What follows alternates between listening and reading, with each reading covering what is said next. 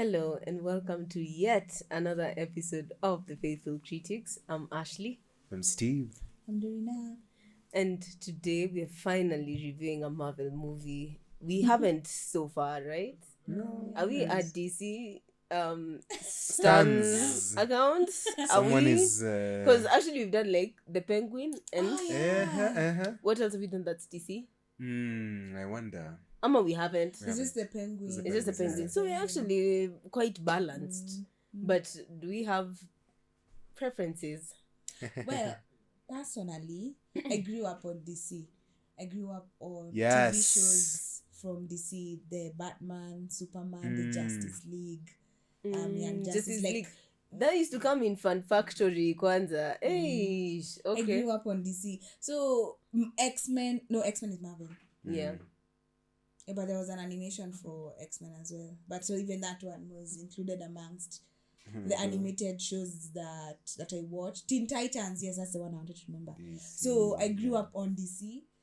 So now, as an adult, I was like looking forward to DC shows, and then they always just, I'm like, Yeah. really They're not all happen? the flops. Yeah, we need exactly. to explain for the viewer who has no idea what Marvel and DC mean. Yeah. Oh, okay. Well, So they're just like people I who have a write feeling. stories about superheroes Yeah. that appeal to an audience of people who love stories about superheroes. I don't know. The African superhero that comes to mind, Londa Magere. Oh, nilikuwa needs naenda to have kusema a Black comic. Panther. Tilwanda Magere. We. Historical Sawa, accuracy. sawa, Historical accuracy. Sawa, Steve. Okay. I'm all like Koitalel. Wazul. Arab We Samoy. can make some comics out of these guys, man. Ngoja, Lona Magere is the Zulu one. Who's the Zulu one? No, Shaka Shaka Zulu.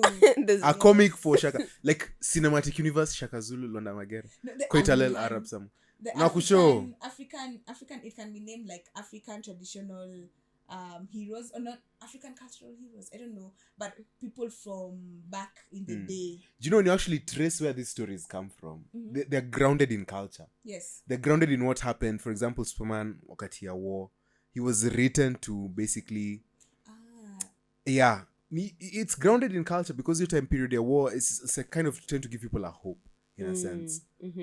So they wanted to depict this hero who is the portrayal of all that is good, benevolent, justice in the Justice, American exactly, way. and just in the American way, exactly. So that's the portrayal they were trying, and I think as his stock was rising, pia wengine wakaona wanaweza leta I think the Russians have their own variation of that, but it's grounded in culture, things that were happening. So Yeah, okay, so there's like the DC universe or Yep. cinematic universe of heroes and stuff, and villains and anti-heroes, and then now there's the Marvel ones.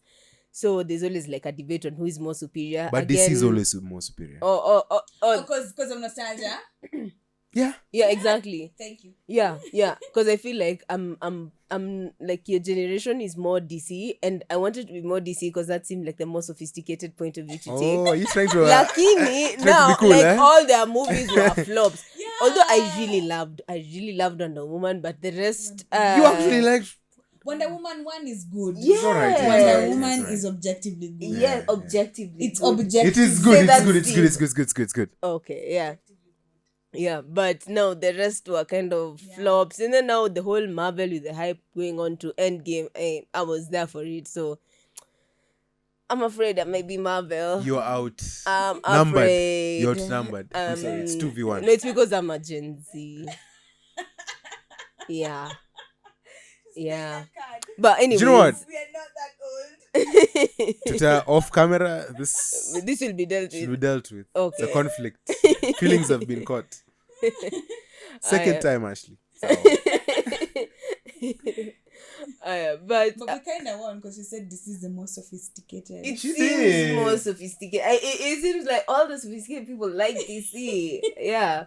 And then now again, there's also the criticism of Marvel. Like they don't have like the heaviness of it. Like buildings are falling down, people are dying, but then, Yeah, then but they they just just- show the happy sides of The it. And I think roses and rainbows, yeah. yeah, but I think actually with this movie they kind of show the Try. impact of what happens to these heroes. So Yeah.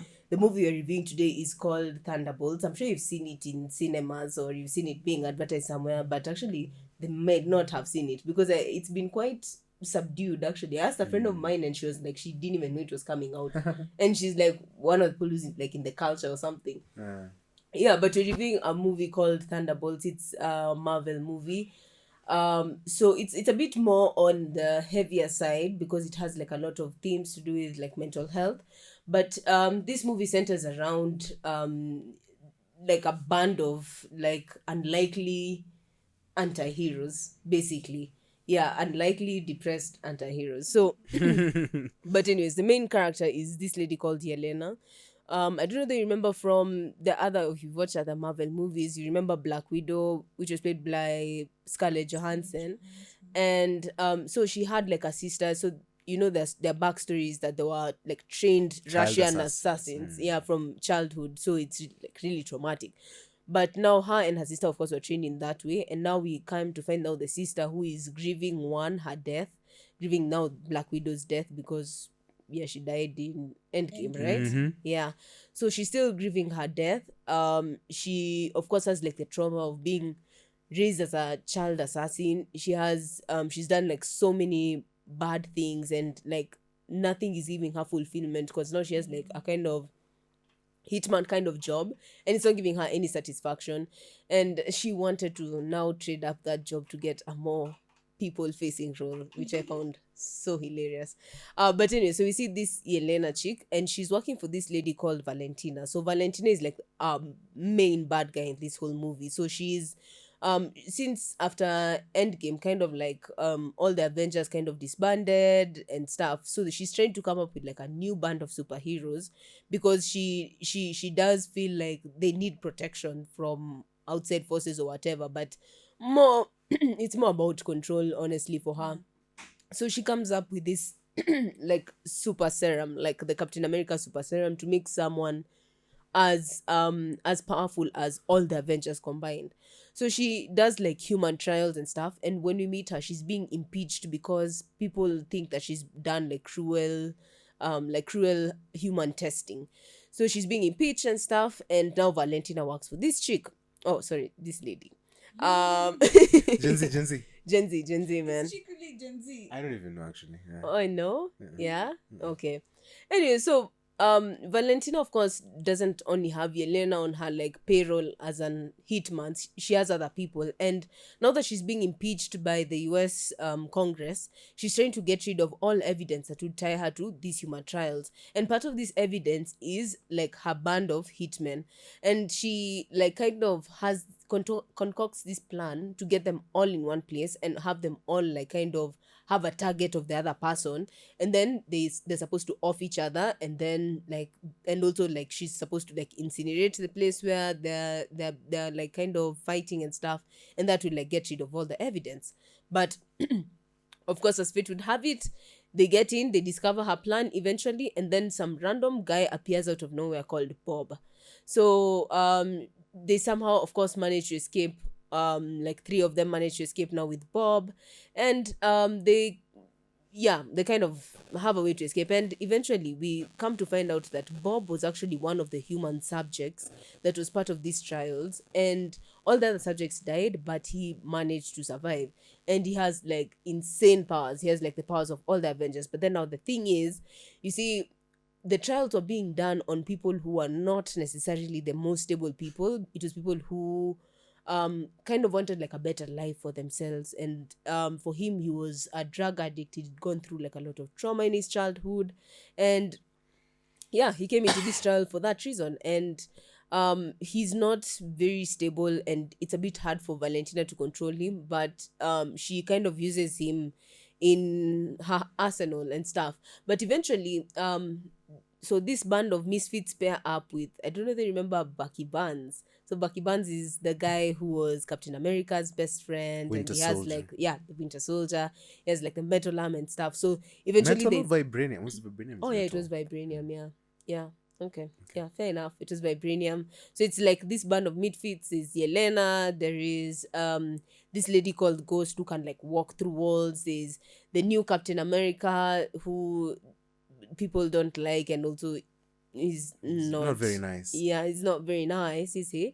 And then now And then now there's this guy who was like the surrogate father to Yelena, who was a Russian like hero. And then now there's Baki. So there's this group. And then now there is now Valentina, who has the Bob guy, who is more powerful than anyone. He's like their Superman without kryptonite in a way. He does have, but He we'll has talk a about that. we'll talk about it. But anyway, so of course, given that he's so powerful, he and unstable, he kind of goes rogue, and he kind of voids people. Like they enter this it's like when he stares at you, or he like ninis you, it becomes like pitch black, like a shadow of black, and then you go into this like realm where it's like you're reliving your worst moments, your most shameful moments in your life. So it's like room after room after room of shameful moments.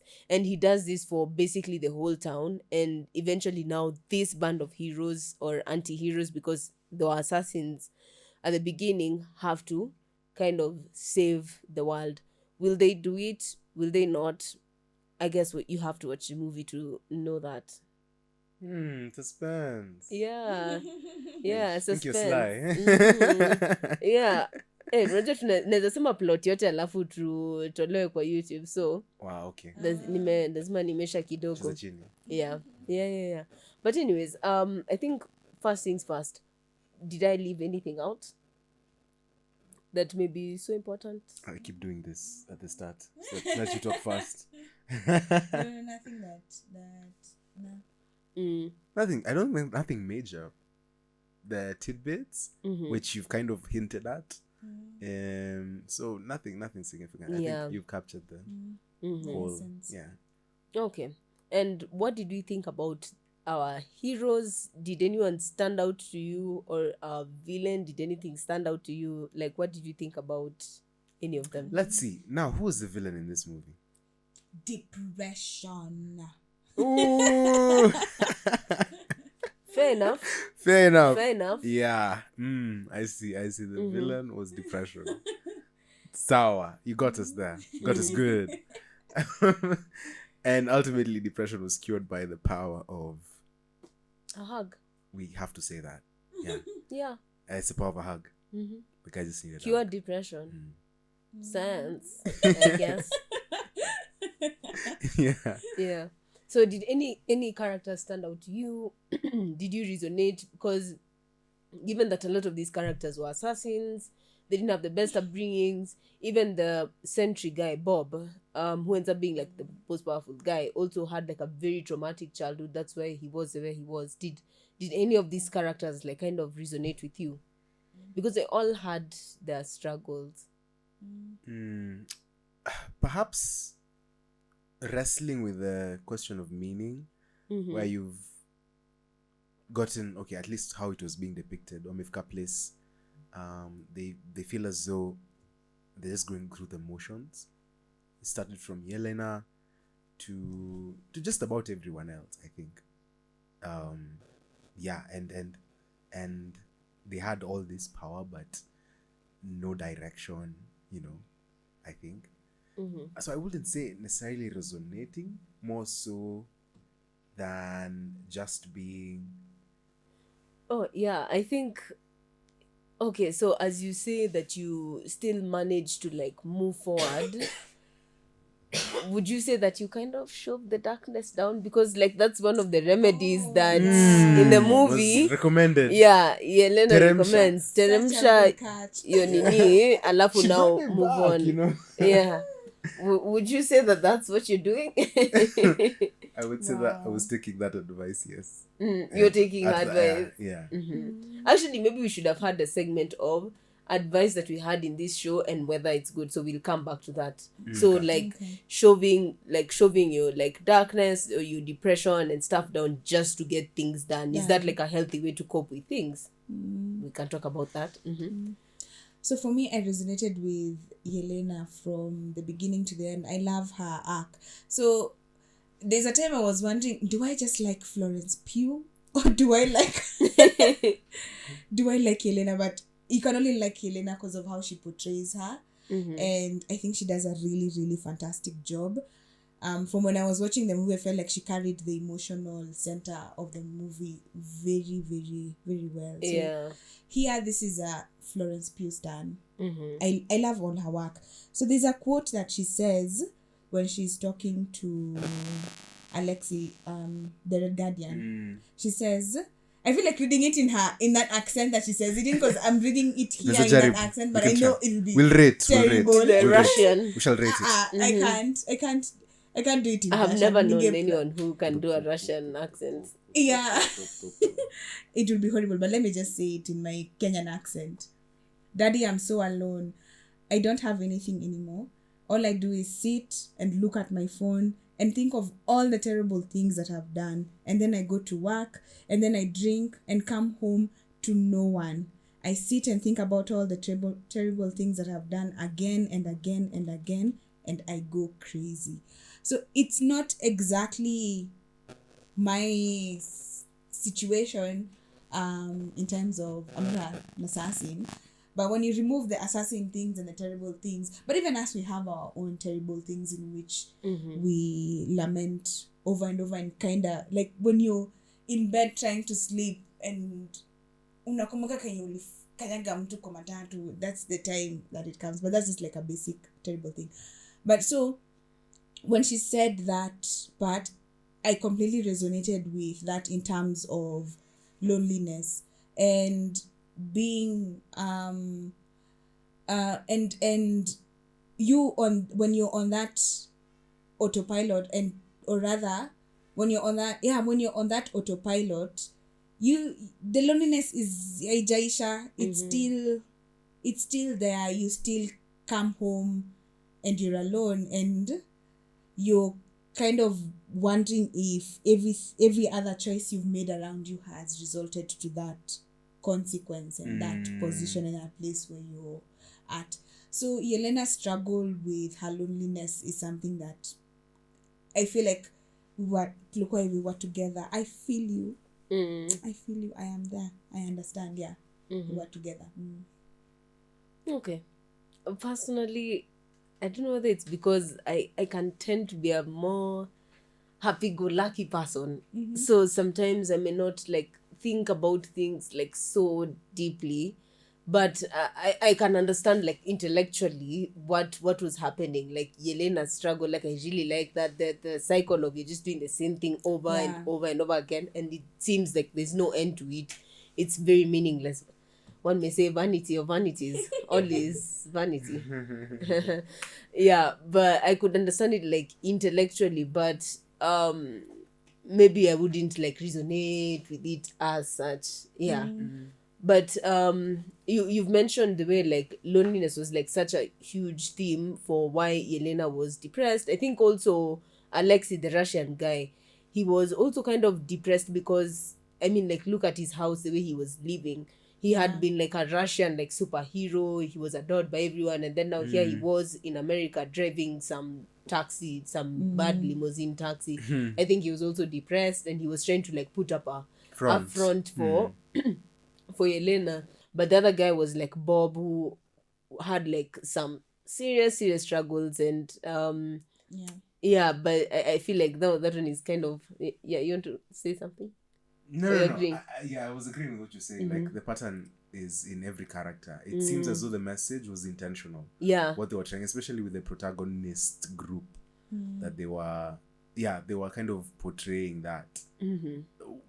Some characters more than others, but it's the same message of like there was a sense in which these guys were not okay.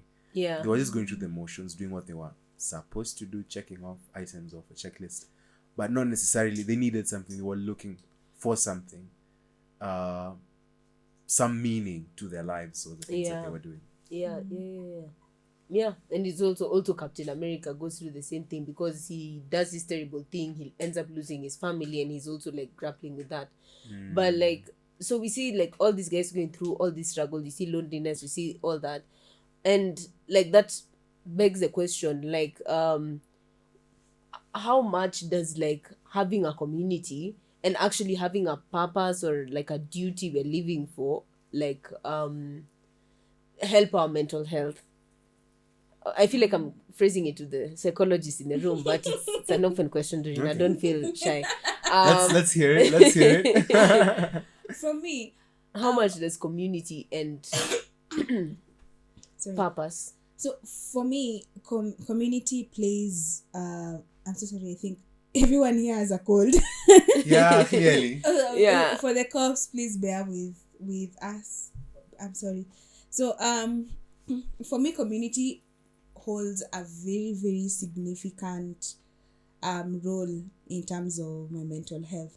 So even as we have said, like, the world is saved by the power of a hug, I completely You agree with the message? I agree because for me community is very essential, because the loneliness. So my specific vat of loneliness is on romantic love. So there is that need that exists, but because I am surrounded by a group of people whom we have similar interests,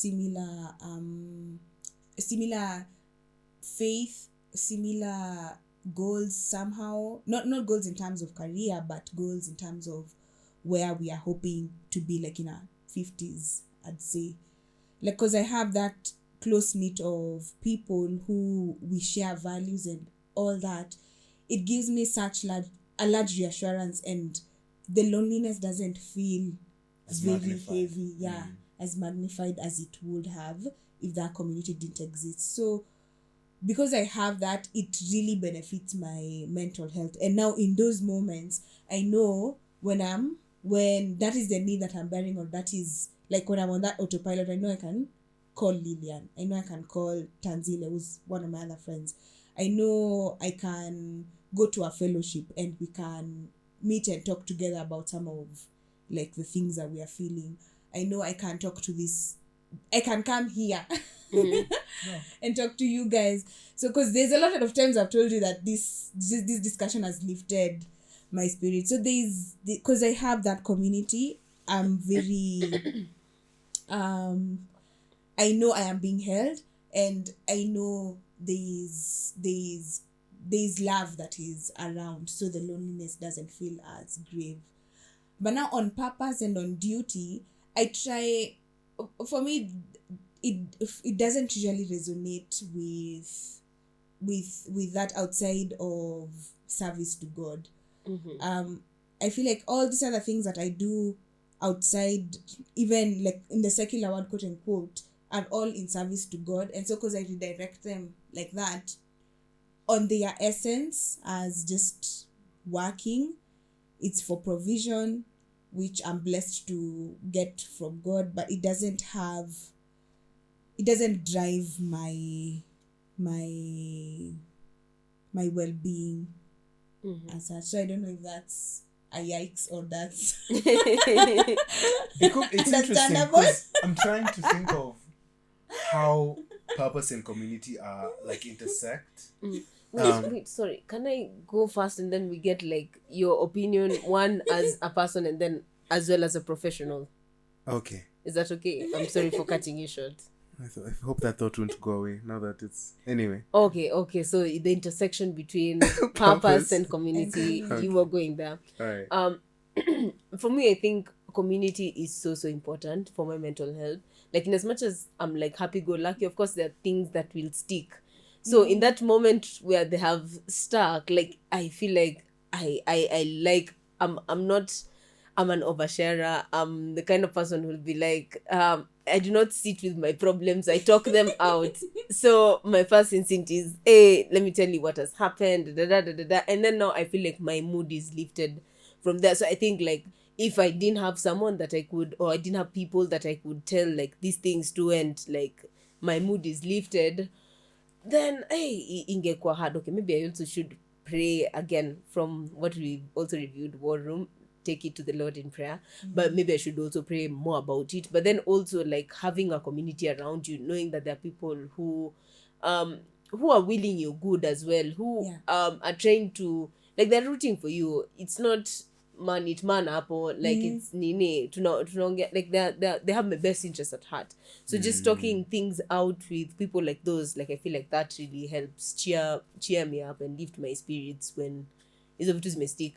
And on purpose, okay, when you said that, I've thought about how sometimes like your work could be like the biggest source of your mental unwellness. Yeah. Are we gonna disclose that No, we're here? not disclosing. No. My job is, I love my job. But no. But of course, like there are instances where, of course, things are good and you're happy. But then, and also, I think another thing I like about like sometimes when you're at work and you resolve something and it actually works out. I love that. Yeah. Like that's That's such a a good feeling. yeah, it's very fulfilling to think that it's worked out and you managed to do something. So yeah, of course, like having a job, one, of course, is like a grace from God and all that.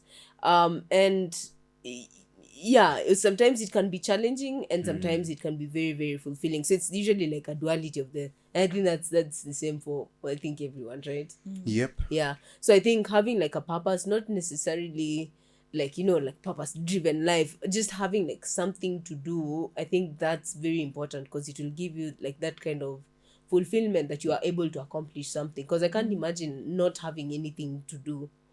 Like you'd be just formless and Yeah, that's true. So I think then let me say, when I say purpose, I mean it purpose as work employment. Like my I to me it doesn't make sense if I say my purpose is to be an architect. It doesn't make sense. What, like, cause what does it to me for there may be people there who are driven to the profession in that way, but to me it makes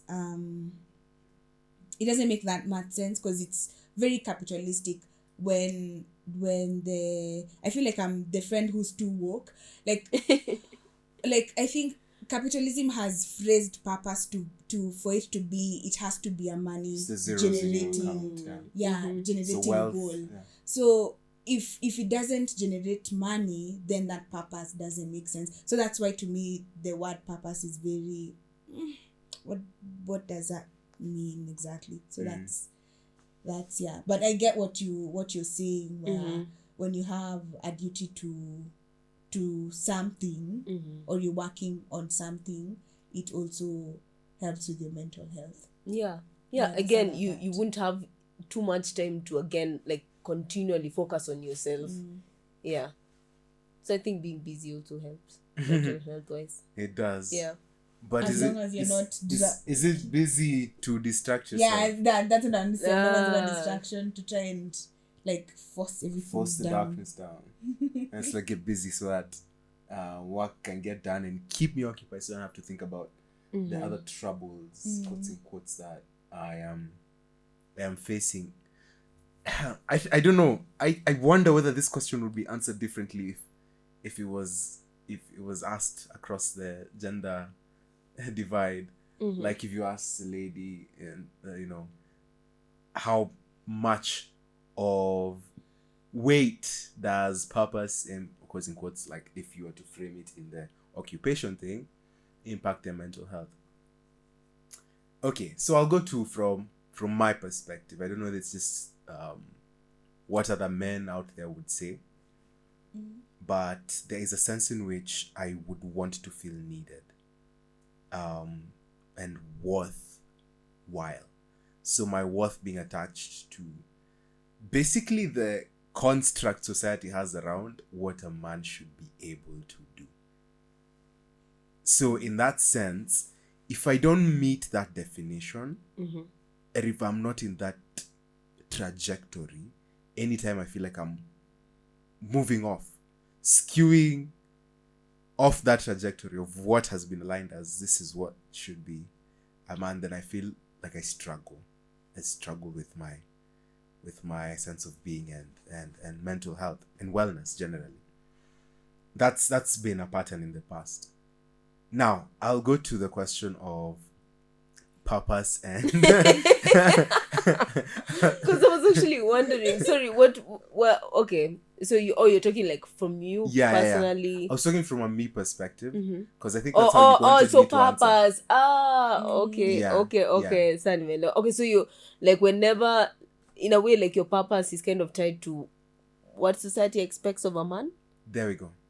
Yeah. That's very. That's you don't think that's risky? It is. So here's the thing. I'm not saying it's my purpose, but I'm kind of trying to point as to where I found myself struggling with Okay, the question of purpose. Okay. And why am I doing all these things? Why am I pushing myself to this extent?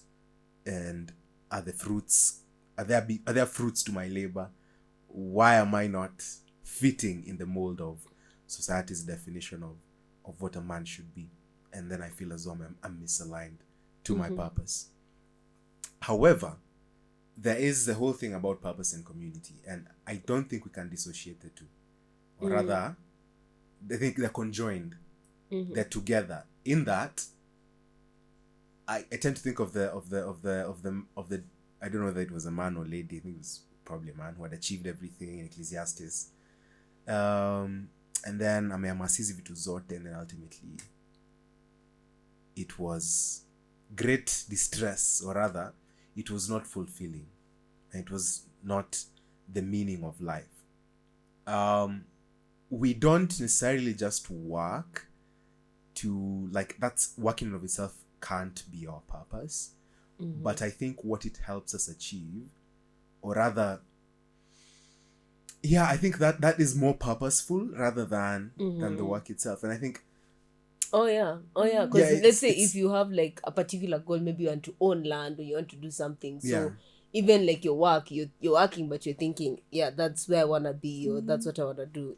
And it's such that, okay, so God has given us the grace of being social creatures, where we can't exist in isolation. We have to live with others, and so we get things that come our way. God he owns cattle on upon a thousand hills, and he, silver and gold belong to him, and he accords to whom he wills your grace. And once we are in that place, we want to give back one way or another. That's always what people say when they are in that position. They want to, I don't know, I think in the psychosocial development stages, they've called that generativity versus stagnation. So whether you're kind of just like more so thinking about the community, so how can I give back, or is your consumption, how can this benefit me, how am I going to get myself, how is it going to, if that's the sole focus, that's problematic, because it's always kind of outward. It's kind of more like, I've been put in a context. I'm not just living in isolation, so I kind of want to exist in such a way that I'm able to kind of make an impact. And I think that's the grace God has accorded us through that, and ultimately it's always tied to, does it give glory to God?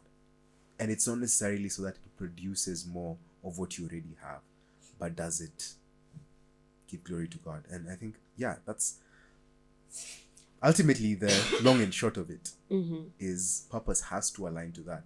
That's a very, very out of yourself. It's not you in yourself. It's not within community. It's outside of. It exists outside of our social realms. It's to the glory of God, solely Deo Gloria. Everything I do, everything, whether I eat or drink, have marry, all these things, ultimately to the glory of God.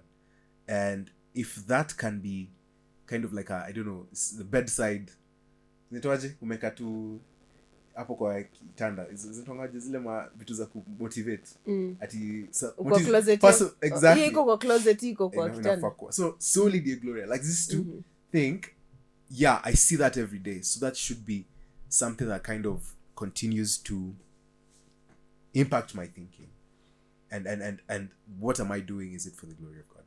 But it's never dissociated from community, because he has placed us in a context, and that's the only way we're able to glorify him. It's in our endeavors in around how we love each other.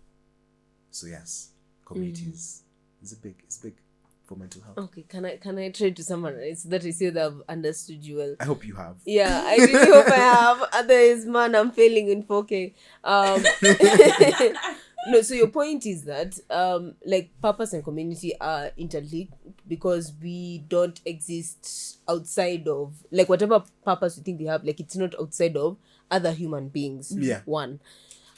Two, purpose is it has to be kind of tied to societal, although not it shouldn't entirely be tied on societal expectations, but inevitably it will kind of be tied with societal expectations. Three, it's what kind of motivates us as we go along to keep working or keep toiling and keep doing what we do, and even keep praying to God about it. And four, ultimately purpose isn't just to benefit ourselves, it's not just for us, it's also for the good of the community. And if purpose has like all these elements, that's what like that's something that's good for your own mental health. Yeah. Yeah. Oh, really? I'll go back to the point on so what is it? Societal expectations. So there's a very strong caveat hapo in that please examine what is societal expectations can be wrong. They don't have to be right. They can be wrong. Like they can be misleading in a sense, or a misrepresentation of what should actually be aligned to in a sense. So yeah, if the society's expectations are misaligned from what biblical imperatives, then that's problematic. Yeah. Okay. Yeah. So the long and short of it is yes, loneliness and purpose and community are beneficial things for our mental health. And we kind of also see our protagonists finding a community among themselves and kind of banding together, and this helps them out. And them kind of becoming now heroes, not just aimlessly rolling around. That also kind of also helps them. What they are missing definitely is the God element and living by what God says. And I mean, like, if God is the author of the scriptures and is the author of like us, the creator of ourselves, then if we live by his ways, then think about it this way: everything is corruptible. We are, so is our purpose can be corruptible, and so is community itself, and our alignment to all that whole thing can be can be bad, can be corrupted. We are corruptible, and so we need something that is greater than ourselves, that reflects the goodness of God, so that we always have that as a reference point in what is our purpose, and how is that aligned to the community that we are in. Okay. And okay, I kind of feel like we've kind of touched on it, but I want us to like say it implicitly because the biggest message of this movie, which I'm not too opposed to, is mental health. Like, what's your mental state? How do you get out of maybe the rut that you're in? And in this movie we see like them they're saved by the power of a hug. And we see all this, and I think maybe side note, I think it's a very good motivation. I feel like it's a very good like overall theme. You see, like the way Infinity War Endgame, it was about environmental conservation, hence I really like that this was like the overall theme. It felt very meaningful, very like deep. It went like there was more underneath the surface. And but I want us to mention like explicitly what does the Bible say about our mental health, because someone could be watching and maybe that's like a struggle that they're facing in their life. So what does the Bible actually say about mental health, and and what does God think about it, and is there comfort, is there grace, is there for the person who's struggling? Do you want to go first? I feel like I've been waffling for a minute. No, because I think I should have done my research. So I feel like this question needed more research that I didn't do. I also do need to do more research on what the Bible says about mental health. What it does, what I do know it says, it depicts for sure, is people who are going through it one way or another. And so I think the expectation is if other saints have faced trouble with mental health issues, then we ourselves will also at some point in our lives have to battle. And I think go back to think about it this way: for the Christian, Romans chapter 7, when Paul himself is talking about the duality of man and your spirit being at war against the flesh, and that being a constant running battle as long as you're in this plane of existence, then I think that definitely can be like a good hint as to why sometimes we struggle internally because of the things we're fighting internally. And just going back to, sometimes you're locked up in your headspace of the things I did, the things I thought. I shouldn't have said what I said. Or I did something so bad that I don't think is redeemable. And we are capable of these things. But also God's grace is capable of usurping all these things that we have done. And in the sense that there is forgiveness that is rendered to even the most wretched and vile offender. So it's, yes, mental health is a struggle, one, for everyone, believer and unbeliever. We face it because there's sin, because of the depravity of man, because sin entered the world, and we have to endure one way or another through some of these emotions, some of these symptoms. But then ultimately, when all is said and done, there is the saving grace of our God and Savior. And we can't, that is such a hopeful message to leave people with, that you're not past redemption.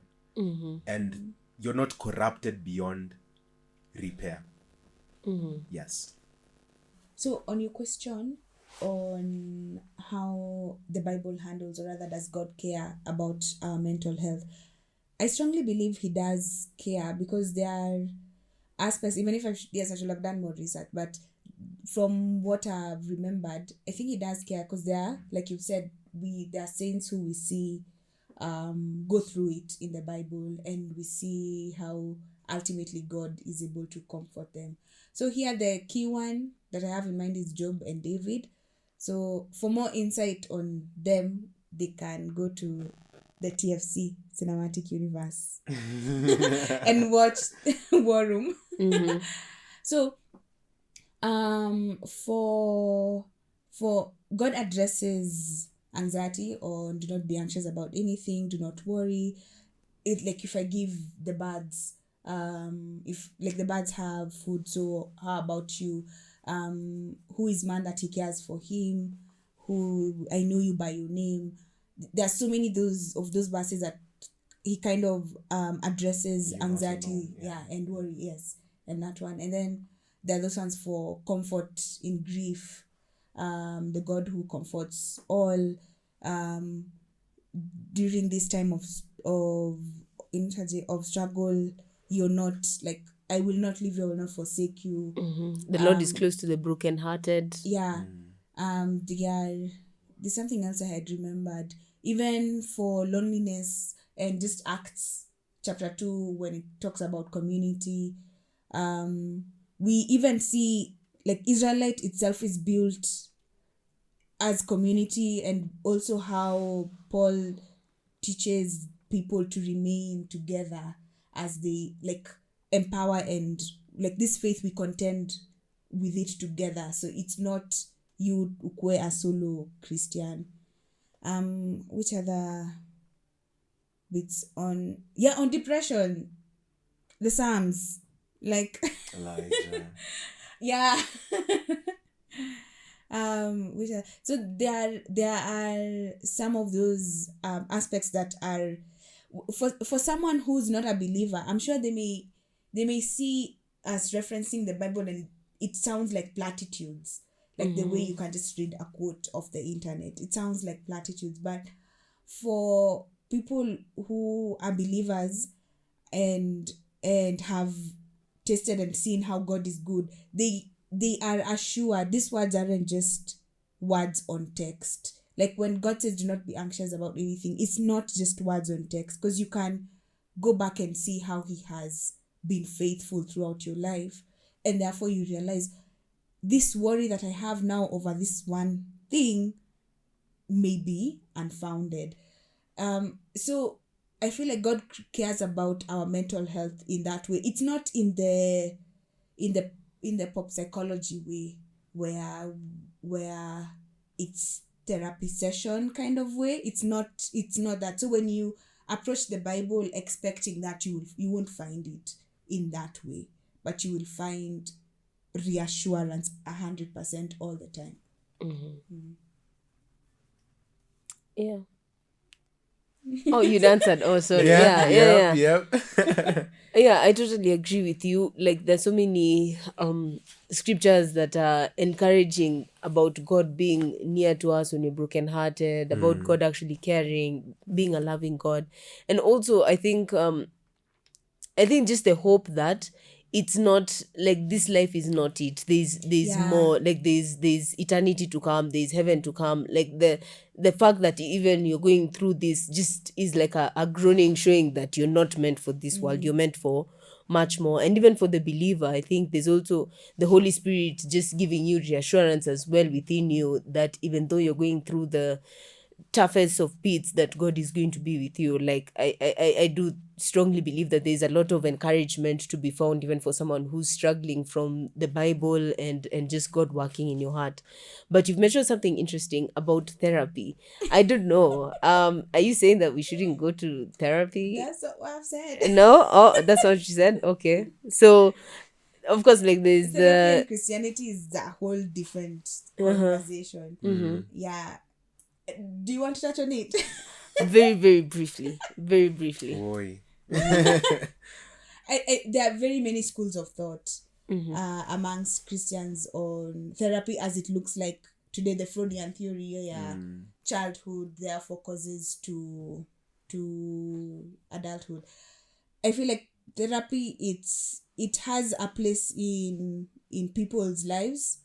So talk therapy as it is, and also just for goal setting, I guess. I don't know. I think it has a space in people's lives. I do believe it has a space in a Christian's life, because there is counseling. There's biblical counseling, and even the more secular style of therapy, I think it's still, there is a place for it in a Christian's life.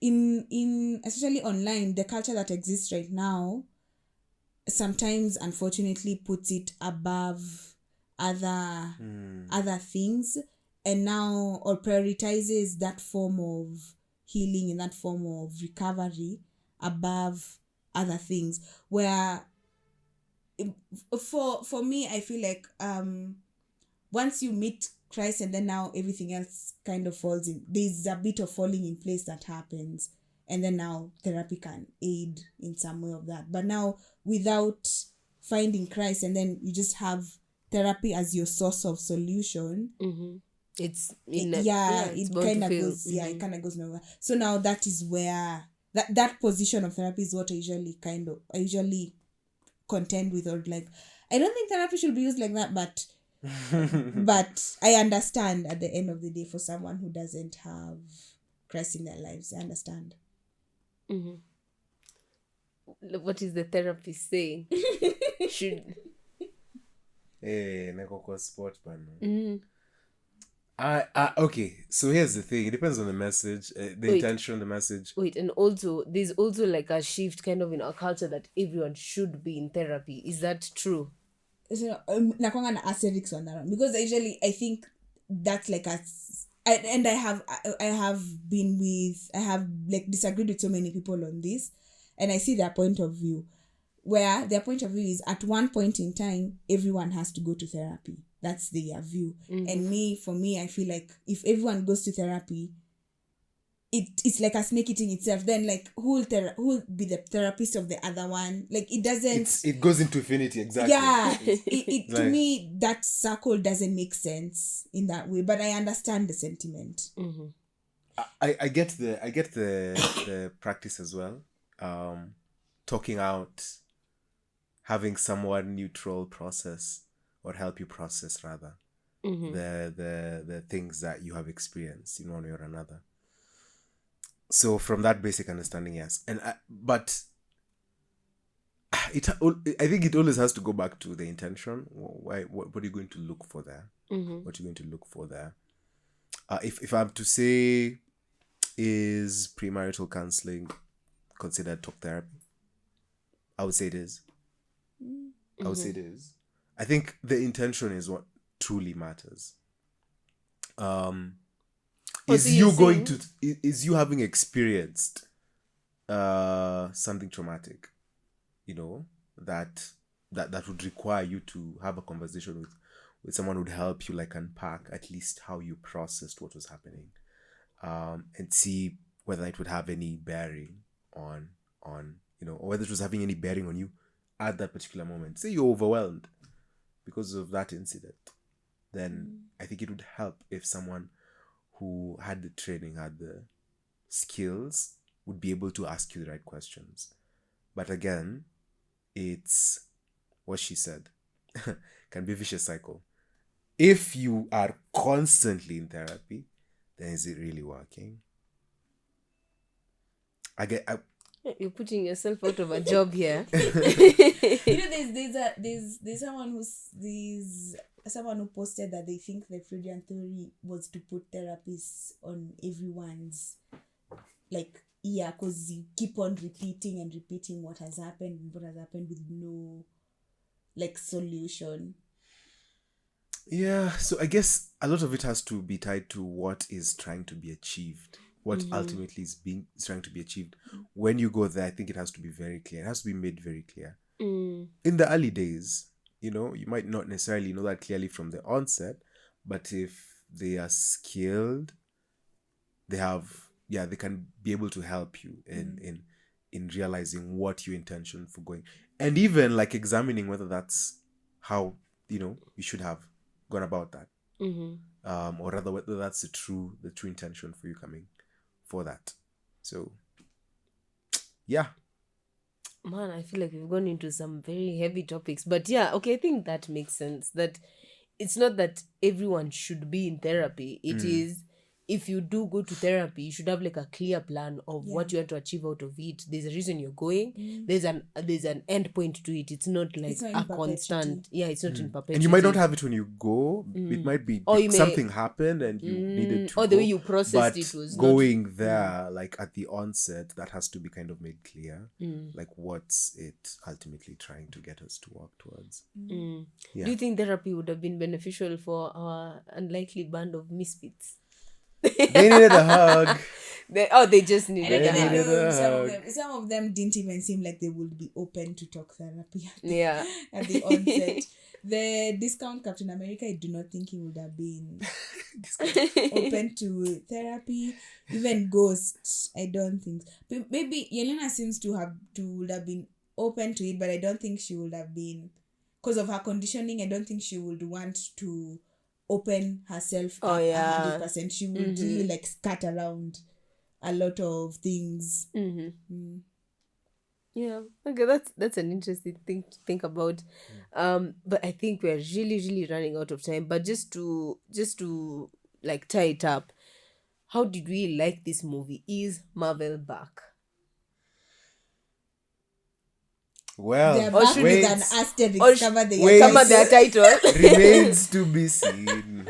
Remains to be seen. No, I don't know that should we do the criteria, the believability, but I feel like we've kind of touched on everything. Most of it. Yeah, so is Marvel back?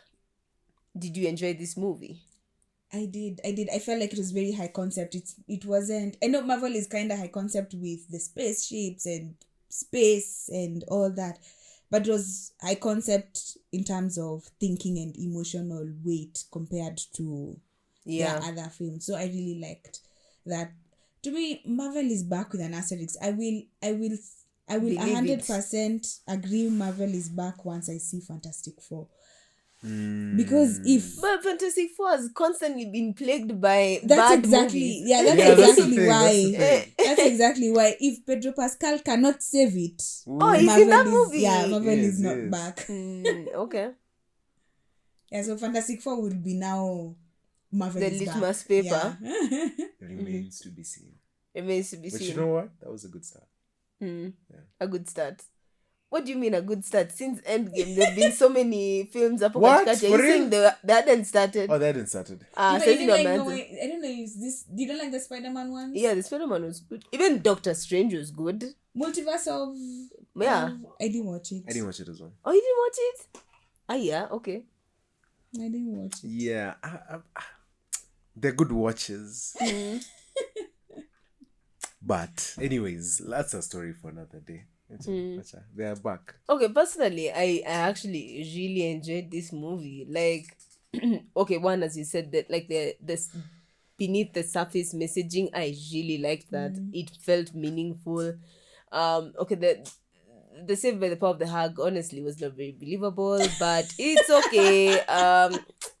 Also, like they are hugging them together on that IMAX screen. Also, I feel like you shouldn't think too much about how people came from that void place. Yes. Don't like That's you have to kind of suspend belief or disbelief. Suspend disbelief. Yeah. Suspend Wait, what? disbelief. Okay, whatever the phrase is. Like you kind of have to do that think because about it too you hard. can't think about it too hard. There's some bits that don't make sense. But yeah, I really liked also like the characters. Like Yelena, I actually really liked her and and her relationship with Bob. But I didn't like Bob because as a singular, like as the character or the portrayal.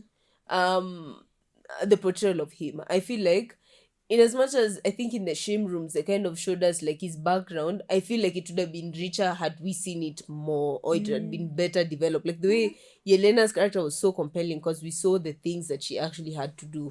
So if we saw like maybe more of the trauma that he'd endured from the beginning, it would not make him like so like single like personality character, because his one thing was that he was an unstable person. Like that's the only thing that we kind of saw from him. Okay, that makes sense. Yeah. But ultimately I really, And he was an addict. yeah, exactly. But ultimately I really enjoyed the movie. I think Marvel is back. Then asterisk because I'm not too sure, but I hope okay. But although no, I don't know whether I hope they're back, because it's like they did everything with Endgame. What are they doing now? They're making money. Oh, they're making money. They're making money. They realized how much money they can make through that franchise. And Yeah. It's not going to they are going to There's a milk- cash cow that we built. Yeah, They na will sisi make ni it cash. dry. Kwanza hii yenyewe iwa cash cow kabisa juu tulienda kwa cinemas. Yeah. But anyways, I thank you for sticking with us up to this point. We hope you enjoyed. Please leave your comments, questions, and I think also we can actually plug them on some songs for like anxiety and depression. yes, Yeah, we yes. can plug you hapo chini kwa comments or something, I think. Yeah, but yeah, I hope you really enjoyed this discussion. And if you need to seek help, find community with your friends and all that. Yeah, and definitely pray about it. And yeah, thank you so much for tuning in. Till next time. Bye.